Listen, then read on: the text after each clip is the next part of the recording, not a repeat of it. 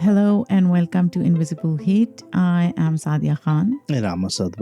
In 1995, Roxanne Ellis, 53, and Michelle Abdel, 42, are a same-sex couple living in Medford, Oregon.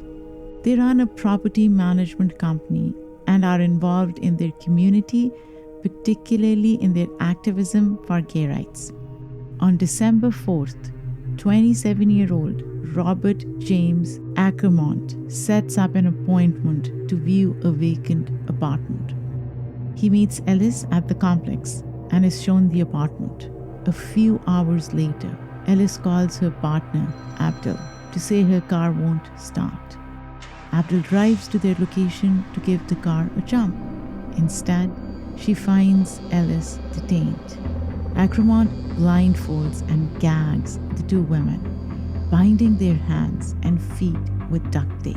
He orders them to lie in the back of Ellis's pickup truck, which is parked in the apartment's attached garage.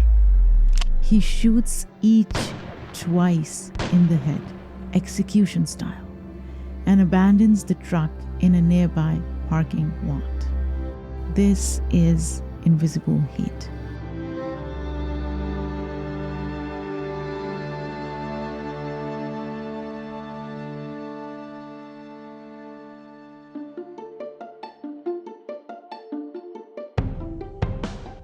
Hello and welcome to Invisible Hate, a weekly true crime podcast in which Asad and I attempt to uncover the ugly truth behind various hate crimes, both recent and historical.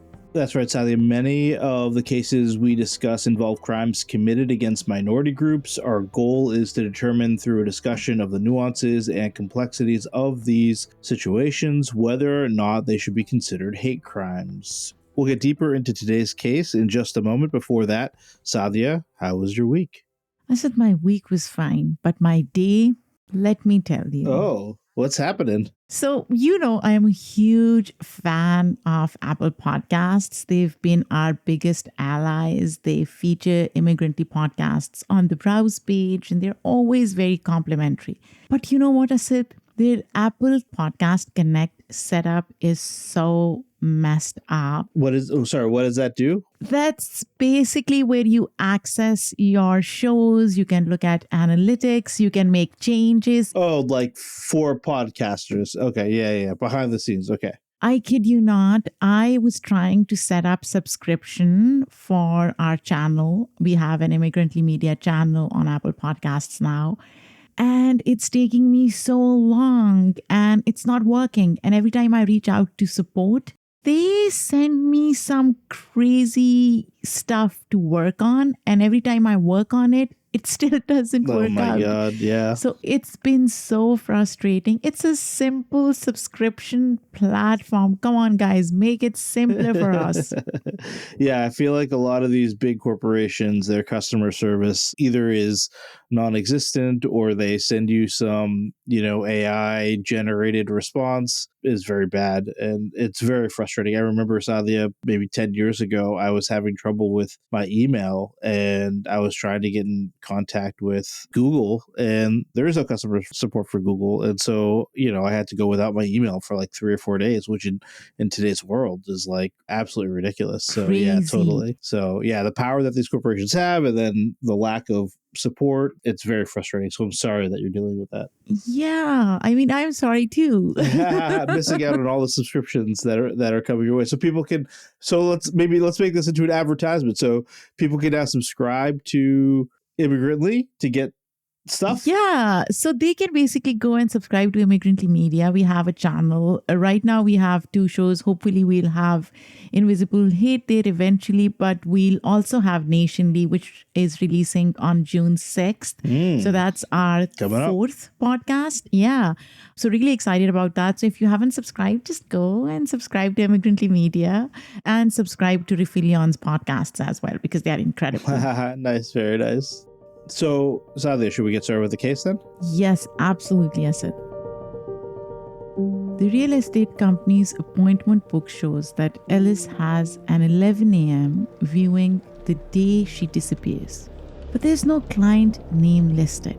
The call log on the office phone shows a call from the Tiki Lodge Motel, a low-budget motel in town, but all the rooms were occupied on the day of the murder and many paid in cash. I said this is an interesting piece of information, right? Because a lot of times people who stay at these motels, they pay through cash. So it's difficult to, track somebody. Yeah. Maybe that's what some people want. And I think there's a subsection of the American community or around the world that doesn't have access to credit cards or other payment outside of cash. And so I think it's just a reality, right? So, Yeah. Anyways, going back to the case, it's not until 5 p.m. that Ellis calls her partner, probably at gunpoint. We don't know that, but we can safely assume that was the case, saying her car battery is dead. Ellis's daughter, who's also an agent at the company, starts to get worried when her mom misses a later showing and doesn't return to the office. Her mom doesn't even answer her calls or pages until much later, when she claims to be out shopping.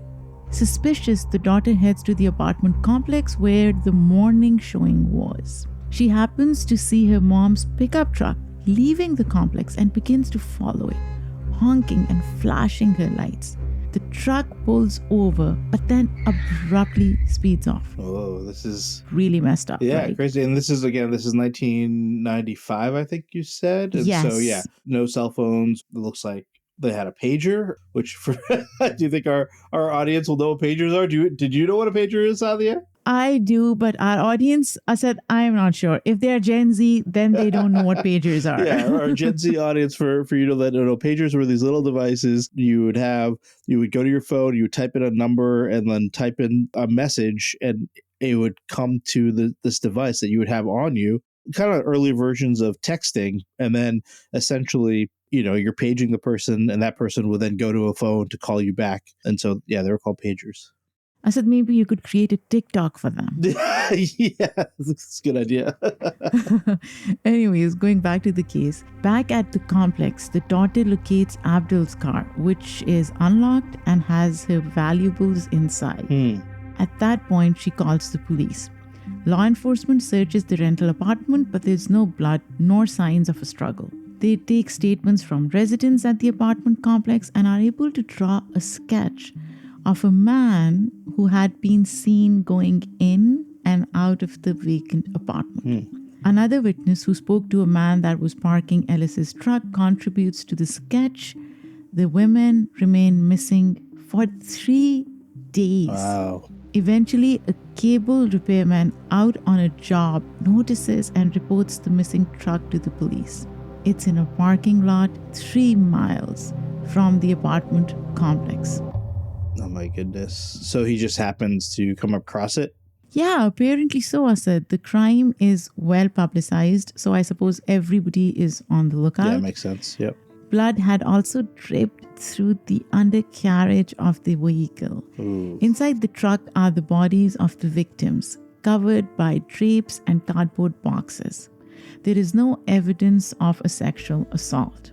But there's quite a bit of physical evidence. There are bluish-green fibers found near the bullet wounds, and then there's a cut on Ellis's calf. 4 shell casings from a .25 caliber pistol are nearby. The police find no foreign fingerprints in the truck, but there are unidentified shoe prints, seemingly from a man. There are fingerprints on the garage door back at the apartment. So there is some evidence, Asad, which is good, right? Yeah, it seems like there's a lot that the law enforcement can work with. They'll hopefully be able to track down who this person is pretty quickly. You're absolutely right, Asad. And they're also able to pull prints of the sticky side of the duct tape that was used to bind the women's hands and feet. Here's a clip from the forensic analyst talking about how he obtained these prints. When the tape is immersed in the Genesian violet, the dead skin cells that are pulled from the fingers or palms of the hand will then react with the Genesian violet, and you'll get a nice dark image of the latent prints. Wow, I had no clue that you could pull off whatever DNA or fingerprints off of duct tape. I guess it makes sense, but I just had never heard that before. Yeah, so, and as you can imagine, it seems like this killer, whoever this person is pretty careless, right? Exactly, yeah. Unfortunately, the prints they took, Asad, don't match anybody in law enforcement's criminal database. A pathologist determines that women were murdered the day they went missing. So basically 3 days ago, right? Police believe they were bound and gagged in the apartment, led to the garage, and that Ellis was cut on the calf when the killer cut the binding on her feet so she could get into the truck. He likely shot them in the garage through a bluish green fabric used as a silencer and dumped the truck in the nearby parking lot. Wow. The motive is still unclear. So, Asad, so far we have no idea why these two women have been brutally murdered, right? Execution style. Yeah, why were they targeted? Yeah, it makes no sense. Ellis and Abdul are well liked and have no known enemies. And this is something that we have seen with other cases as well, Asad. That's pretty much an MO for a hate crime when people are well liked, they don't have any known enemies, and then, all of a sudden you find out that they're murdered or harmed in some other way. Yeah. Now, the local community is obviously devastated. Flags around the city are flown at half-mast. The couple, who'd been together for 12 years, had met while working in a doctor's office.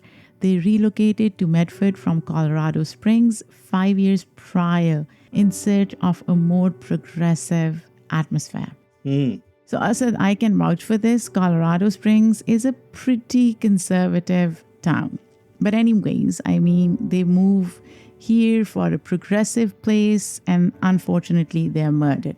They became an integral part of the community, giving lectures at schools and doing TV spots on gay rights, among other advocacy work. So they are pretty visible in their community, right? A friend said of them, and I quote, "They were tremendously brave in quiet and unobtrusive ways," unquote. Lacking any other motive, many in the community assume the women were targeted because of their sexual identity and specifically their efforts to defeat a statewide ballot measure limiting civil rights. So for listeners who don't know, Measure 9, proposed in 1992, forbade any civil rights protections based on sexual orientation. While it did not pass, similar local initiatives did. Oregon at that point had narrowly defeated 2 statewide measures prohibiting legal rights for gay people. Wow, I had no clue, and I live here. This is fascinating to me. This and comparable proposed measures led to a surge of violence against those in the queer community nationally, with murders nearly doubling in Oregon, Colorado, Idaho, and Maine. This is so sad, Asad. Yeah, it's so crazy. This is 30 years ago at this point. I've lived here now, Saadia, for 6 years, and it's so progressive and so welcoming to anybody that's different or outside the quote-unquote norm. I recognize that Oregon has its past, but I'm surprised that even just 30 years ago that there was this widespread sentiment against gay people. So Saadia, would Ackerman, the killer, would he have known about Ellis and Abdul's activism, especially being new to the area? Good question, Asad. Well, I wouldn't think so. But here's the thing. After these shootings, gay Oregonians are naturally terrified. And as for Bedford, despite the couple having moved here for a more progressive environment, there are several ultra-conservative, intolerant, and racist groups operating in the area. The executive director of the National Gay and Lesbian Task Force, Melinda Paris, calls on Attorney General Janet Reno to enlist the Department of Justice's assistance in the investigation. Paris notes the DOJ's guidance to treat any crime involving bias as a motive could be treated as a hate crime. At the time, however, the Matthew Shepard and James Byrd Jr. Hate Crimes Prevention Act that we've mentioned in previous episodes had not been passed, and hate crimes legislation didn't yet consider sexual identity as a protected category. Organizations also call on the DOJ to investigate the link between anti-gay ballot initiatives and hate crimes. The Medford police state that they had not seen any evidence that this was a hate crime, but were not yet ruling it out. After the police sketch is released to the public, a local woman calls in saying that it looks like her son. Wow, that's crazy. That is crazy, Asad. And we addressed this in our last episode as well. Do you think you could turn in your own child? I hope the answer would be yes. If I saw a sketch that looked like someone that I was related to, I think that for me, yeah, morally, I would contact the police. What do you think? That's the right thing to do. So, yes, we should all, but I'm pretty sure it wouldn't be as simple, right? Yeah, I think when you're in the situation, you might feel a lot differently, but Yeah. I would assume that most people would feel the same way. But who knows? So, anyways, the woman says that her son, Robert Acramont, had just moved to Oregon from California. She also shares that her and Acramont had viewed the very same rental apartment with Ellis 2 weeks prior. Wow. Now, Acramont knew Ellis and Abdul were lesbians because he had asked the first time he met Ellis, says his mom, right? So he knew of their sexual orientation.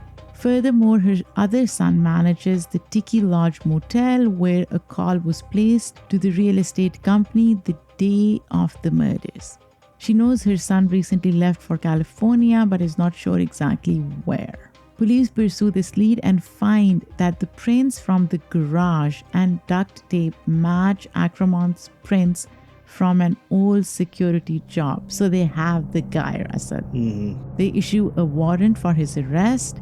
Tracking his credit card activity, authorities locate him in Stockton, California. They also contact the police department in Visalia, where Acramont had moved from.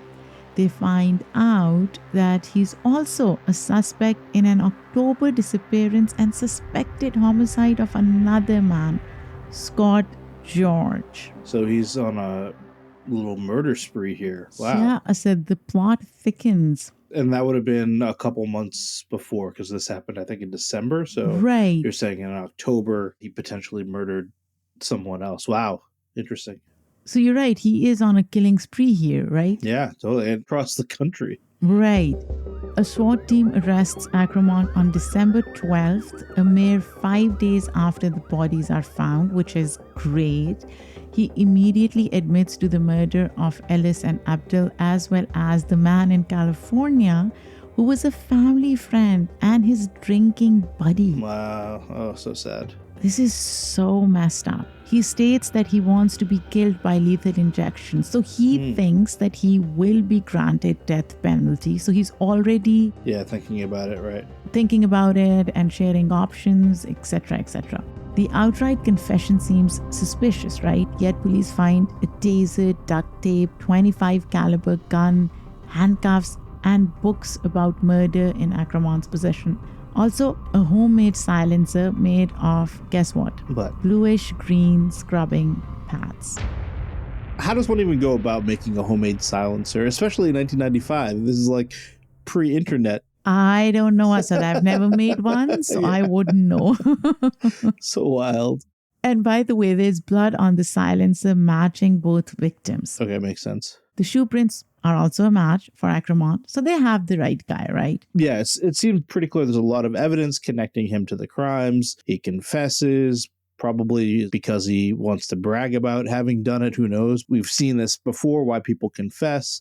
Pretty clear that he is responsible. And I think the question is, were the confessions coerced in any way? Of course not, Asad. But the question remains, why would he do this, right?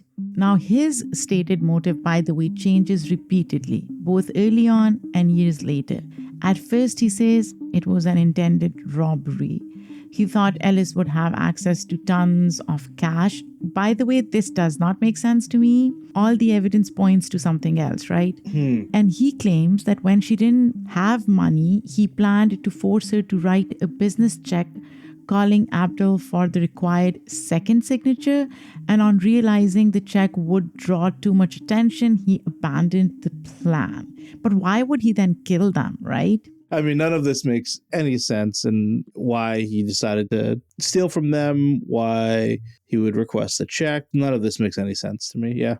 Asad, we do have some idea as to why he may need cash. Now, he had recently become obsessed with ecstasy, not the drug, by the way, a stripper in Las Vegas that he considered his girlfriend. Oh, interesting. Okay. Yeah, so he runs up major credit card debt and dips into his retirement fund, spending thousands to woo her. Ecstasy, aka Alla Kosova, who incidentally is later a contestant on The Apprentice, described Akramant as one of my best customers. Wait, so I just want to be clear here. So the story is that Ackerman is so in debt, needs money basically to fund his habits of going to the strip club in Vegas to pursue a woman who later becomes a contestant on The Apprentice. What a wild story. Just very interesting. You're absolutely right. Now, the interesting thing is, Asad, despite saying he's after money, he leaves the victims' purses and valuables at the scene. He also makes them think he means no harm. So take a listen to a clip from Akramant about the killing. I just told him I was after the money and I was going to leave them both tied up, and in a day or two, then somebody would have found him there at the apartment. Ooh, so I know there was music behind that, Saadia, but it was so eerie to hear his voice. Yeah, we couldn't find a clip without music, unfortunately, but we wanted to share this with our listeners. Yeah, so clearly he's making the case. I guess this must have been afterwards when he was in prison, that he was doing it for the money and that he didn't mean to harm anybody. But I think the forensic evidence says otherwise, right? Absolutely. I mean, he murdered both those women. Now, some may think that he had some sort of mental health episode in the months surrounding Ellis and Abdul's murders, and hence he committed those murders, because he is incredibly smart, driven, and gainfully employed, having served honorably in the Air Force and obtained his MBA in half the normal time, Asad. Interesting. Okay. He'd recently quit his job out of the blue and said nobody else would hire him. We don't know why he would think that. He's also distraught over his breakup with ecstasy, having run out of money. He has no prior criminal record, yet 2 months prior, he had also murdered Scott George. Right. Yeah, I want to know more about this. In Visalia, right? Yeah. Who turned out to be the son of his mother's boyfriend. Oh my goodness. And you know what he said of the murder? He just wanted to see what it felt like to kill. Oh, that's horrible. So this is a very psychopathic behavior to me, I said. Sure, yeah. He disposed of George's body down an abandoned mine shaft. Wow, that's wild. So he is very smart when it comes to abandoning bodies or murdering people in ways that he does. Police also suspect he had broken into the home of a different family friend the day before his arrest, handcuffing her and demanding money on gunpoint. Wow. So this is a bit weird to me. Is he after money? Does he like the thrill of killing? Is he a psychopath? Is he mentally ill? Yeah. There's so many questions, Asad. Right. Anyways, in August of the following year, Akramant writes a 3-page letter to his hometown newspaper, the Stockton Record. He states that his motive for killing the women was not robbery, but the sexual identity of Ellis and Abdul. So he changes his story once again. Oh, pretty clear then. Yeah. Who knows what he's trying to get, right? Maybe some notoriety through this process. We don't know. and that he killed George because George had made a pass at him. So now he's also saying that George was probably part of the LGBTQ plus community as well. Yep. He writes that he was sexually abused as a child. And here's a quote from his article, Asad. Originally, I was nervous about inmate reactions to my reason for killing, in that they were hate crimes against bi and homosexuals, so I invented the money motive.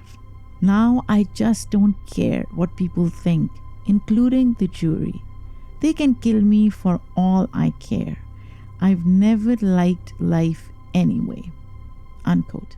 Shortly after, in a jailhouse interview, Akramant states, and I quote, I don't care for lesbians. I couldn't help but think that she's 54 years old and had been dating that woman for 12 years. Isn't that sick? That's someone's grandma, for God's sake. Could you imagine my grandma, a lesbian, with another woman? I couldn't believe that. It crossed my mind a couple of times. Lesbo grandma, what a thing. Unquote. This is so sick, Asad.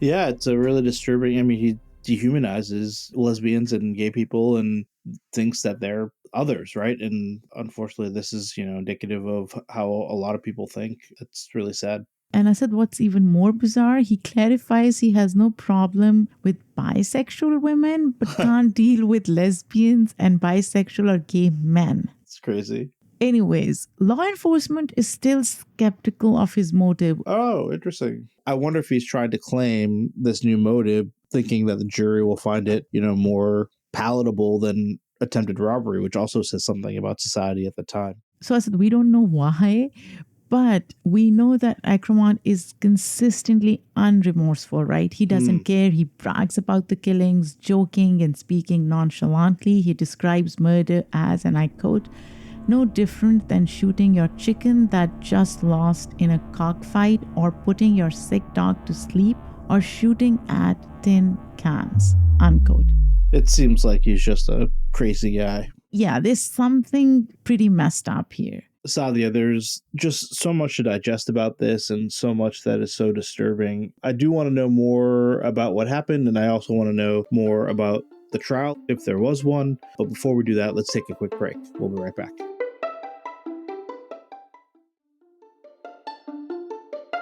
Welcome back to Invisible Hate. So, Saadia, was there a trial? What happened? So, Asad, about 2 years after the murders, a trial starts. Akramant pleads guilty to aggravated murder, kidnapping, and robbery. Therefore, a penalty phase begins to determine his sentence. Among others, Ellis's daughter testifies, stating she had talked with her mom as Akramant held her captive. And I quote, she was real quiet. I told her there were some weird things happening in the office, and she didn't respond. Unquote. That evening, she had spotted her mother's truck driving away from the apartment complex, but couldn't see the driver or catch up to the truck. Akramant's lawyers push for life in prison without parole, saying he killed the women in a fit of self-destructive behavior. Another new motive, yeah. I mean, I don't see him feeling this way. Like, he thinks this was so interesting and cool. So I don't know if he sees it as a self-destructive behavior at all. Yeah. 1 month in, the jury unanimously decides Akramant acted deliberately and poses a risk to society, and therefore should receive the death penalty. He is sentenced to death for each murder. He is the first death row inmate from that county, Asad, which is interesting. Yeah, sure. His lawyers attempt to overturn Oregon's death penalty. Akramant tries at least once to kill himself in prison. He also faces trial for the Scott George case. It takes a long time because of disputes with his various lawyers, including threatening to kill one lawyer and his family. So imagine he is imprisoned and yet he's threatening to kill his lawyer and his family as well. Right, yeah. In 2002, he is convicted and sentenced to death in California for George's murder, plus 16 years for first-degree burglary with the use of a firearm. In 2011, Akramon's sentence in the Ellis and Abdul case is commuted to life in prison after he's diagnosed as delusional, specifically hearing voices and being controlled by others via a transmitter in his head. Interesting. This is the third or the fourth time this story is changing and evolving, Asad. I've completely lost track. This time it seems like he's actually diagnosed by a professional, right? Yeah, I mean, these delusions render him unable to aid in his own appeals, right? Yeah. But he still remains in custody on Oregon's death row for George's murder. Interesting. Akramon's lawyer continued to appeal on his behalf in the Ellis Abdul murder and make it all the way up to the Supreme Court of Oregon. His conviction and sentence are affirmed except for the double aggravated murder convictions for each victim. This is changed to one charge of aggravated murder for each victim. And what is the consequence of this? It seems like a meaningless change. In October 2018, 21 years after his conviction, he's found dead in his solitary cell during a routine bed check. Nothing suspicious is found. The manner of death is ruled as natural causes. Oh, so it's not even a suicide, it's just natural causes. Yeah, natural. Yeah, that's interesting. Yeah. Asad, this brings us to the question of the day. Was this a hate crime? For me, there was something wrong with him mentally. You know, the fact that he was diagnosed as delusional later on, I think helps make that argument. For me, you got to believe his statements, even if he's changing it all the time. The fact that at one point he said that he did it because the three victims were gay, to me, says it all, right? And I think for me, that is the most compelling part of this. And the fact that it was so brutal and that he didn't show remorse just kind of adds on to it for me. Obviously, I'm against the death penalty, so for him to spend the rest of his life in jail was a better outcome than being sentenced to death. But yeah, what do you think? I agree with you, Asad. The fact that he mentioned he killed them because of their sexual orientation is enough for me to think that this was a hate crime, right? Because among other things, he does think that. He said it a few times. He reiterates it. So as long as he is processing it in that manner, in his mind, in his brain, warrants it to be considered or classified as a hate crime. Yeah, sure. I'm with you. Anyways, I said this was a very bizarre case, like a lot of cases that we have covered. But here's something I want to share in addition to this case. So recently we received a DM from one of our listeners, Jackson Cotton, who suggested a case that we should cover.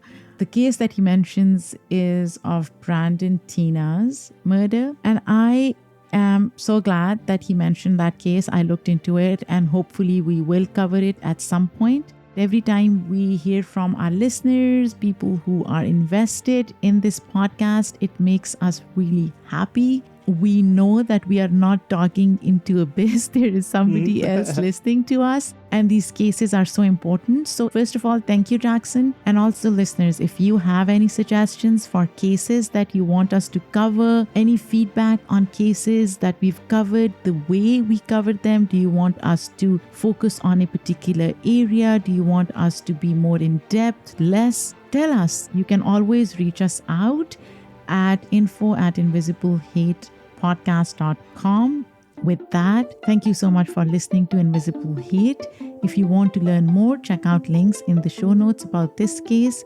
Again, please email us your thoughts on this story or any other story, or if you have any suggestions, you can reach us at info@invisiblehatepodcast.com. You can also tweet us or hit us up on Instagram. Just search for Invisible Hate Podcast. If you like what you hear, please share with a friend. It makes all the difference in the world to us. Invisible Hate is a joint production of Rafaelion Media and Immigrantly. We'd like to thank our team, which includes Michaela Strather, Emmanuel Monahan, Lindsay Gamble, and Paroma Chakravarthi. Our music is done by Simon Hutchinson. We'll be back next week with another hate crime for us to analyze. Until then, I'm Asad Butt. And I'm Saadia Khan. Take care.